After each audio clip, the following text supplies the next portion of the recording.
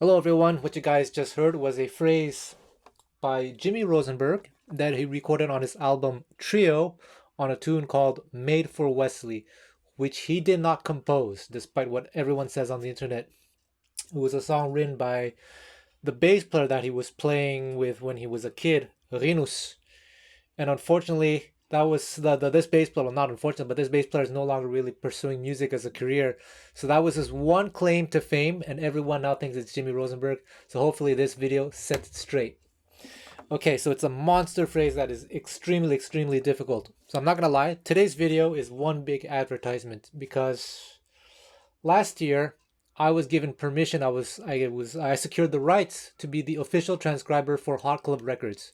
For those of you who don't know Hot Club Records, it's a record label based out of Norway by a wonderful guitar player named Ewan Larson.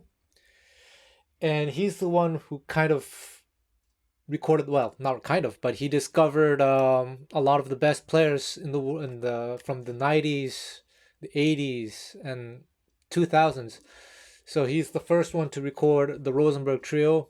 He recorded Angelo DeBar's legendary album, Gypsy Guitars, and he did all these recordings with Jimmy Rosenberg. So yes, I'm the official transcriber, and I'm happy to announce that the transcriptions to the entire album of Trio is now available on SoundSlice. You'll find the link in the description box or in the pinned comments, one of those. And yeah, we might also make a physical book version if the digital thing isn't your thing. But we'll have to look into the logistics with the publisher and all that. But yeah, please check it out. I'm very, very confident in my transcription skills, and I'm very, very confident about my choice of fingerings and the accuracy. Yeah, I would dare say that these are the most accurate Jimmy Rosenberg transcriptions you can find. There are a few things that I would like to talk about in this video, but before we do that, please, please, please like and subscribe. Leave a comment or something, because this is my only source of income these days, the whole online thing. I don't really play gigs anymore because of inflation, the complications of all these new rules in the the new world order. And I figured the online thing is probably for me the safest thing to do, and I would really appreciate if you could just help me out a little bit. It allows me to create this free content. And of course, you want to support me, you can buy stuff on DC Music School, you can buy stuff on SoundSlice, you can buy these transcriptions. This album, I transcribed it first because it was such a huge influence on me when I was starting out. Actually, this album came out a few years after I had started. There were other albums as well, but this one was a huge, huge album for me. I learned so much about the language of gypsy jazz from this album, from Jimmy Rosenberg, from Stokolo Rosenberg, from those albums in the 90s and early 2000s. So there are a few things I would like to talk about in this video. First, the topic of technique, which I've covered many times in previous videos. As I said in some other video, and many other videos, I've rarely ever practiced technique for the sake of practicing technique. What I've mainly done was practice lines such as this. And I would spend hours, for many days, weeks, just practicing the same line over and over and over. So I'll just share some strategies about how to get this phrase up to speed. It was very, very, very difficult. And I couldn't play it as fast as Jimmy does on the albums. I had to go a bit slower. But here's one little thing though. On the album, Jimmy does miss one note. What I tried to do in the video that you watched in the beginning was to at least get every note as clean as possible. So in order to do that, I had to slow things down just a little bit. So how would I go about practicing this phrase in order to get it up to speed, at least up to a certain speed?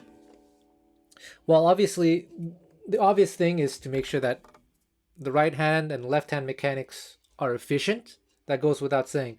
But then what I would do, I have two things. I would practice with and without a metronome.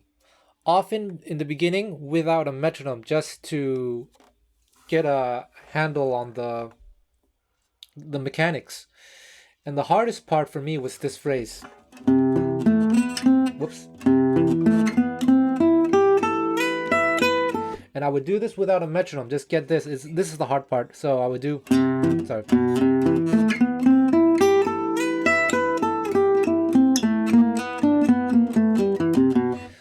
I would do this without a metronome, and I would practice it slowly. But when I practice slowly, I make sure I'm using the same pick strokes or roughly the same mechanics as if I were playing fast. So it would be like this.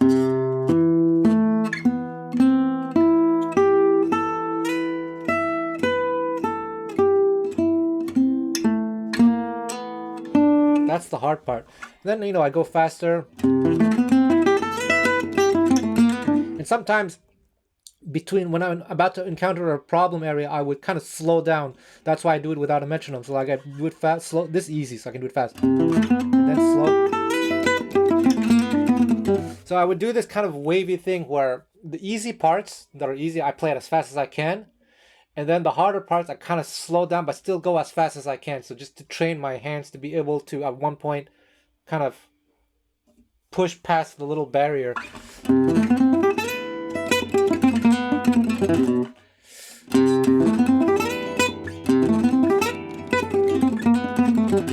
Really hard.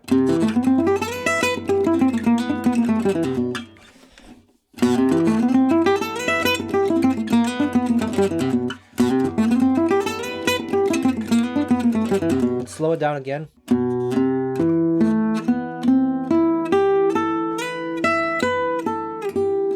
And gradually speed up too. I would do this for hours and hours, really. Then of course I would put on the metronome.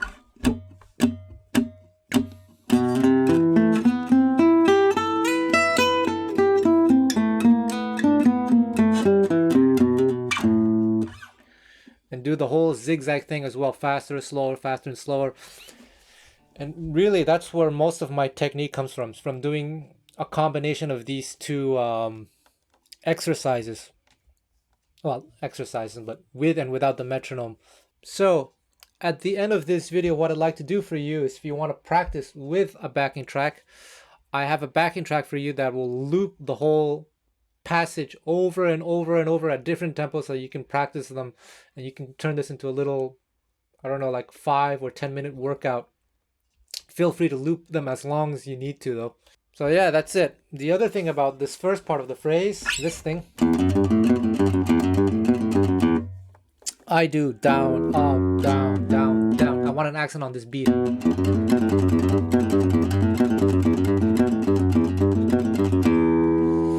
And then this thing, what's really hard are all those consecutive downstrokes.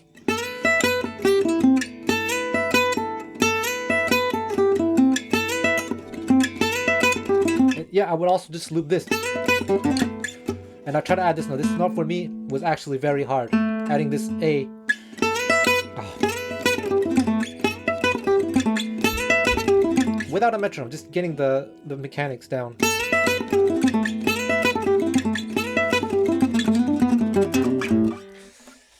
It was really hard practicing for this video. I must have practiced for like 45 minutes straight, and it's still not perfect, but it was the best that I could do. And keep in mind that at the full tempo, even Jimmy missed a note. He missed this one, the note E. This note, missed it.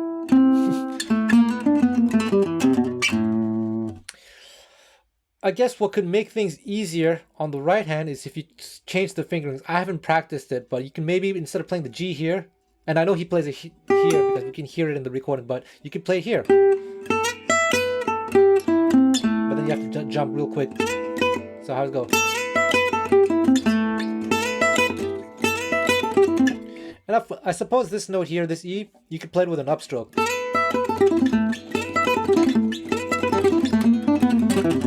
There we go. If you really wanted to get it super fast and clean, not miss any notes, that's probably the best fingering.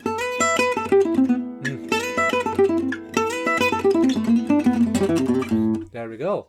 As I said in previous videos, when I copy other players, I don't copy them for the sake of copying every single little detail. I always try to adapt them for my own purposes. And often when I copy someone, it's just to add some vocabulary into my toolbox. And so I may not play this phrase exactly the same way for that reason, because at faster tempos it might be better to change the fingerings. And where could you use this phrase? In this song, Made for Wesley, it works over E minor and C major 7. But this C major 7 phrase, it works over A minor as well. So you can play it over Stokely Rosenberg's composition for Sephora.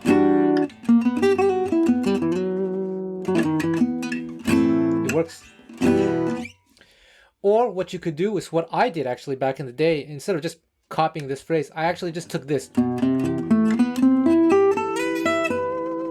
and turned it into a pattern that I could manipulate in the moment. So I discovered, hey, he's playing notes of A minor and kind of combined with C major. It's kind of like a C6 or A minor chord. So that's how I figured out, one of the ways anyway, that I figured out that you could play C major over A minor, or vice versa, you could play A minor over C major. So on a song like Minor Swing, then I could have something like this.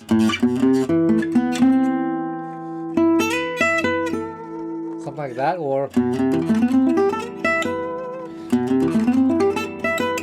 and you can just improvise with it.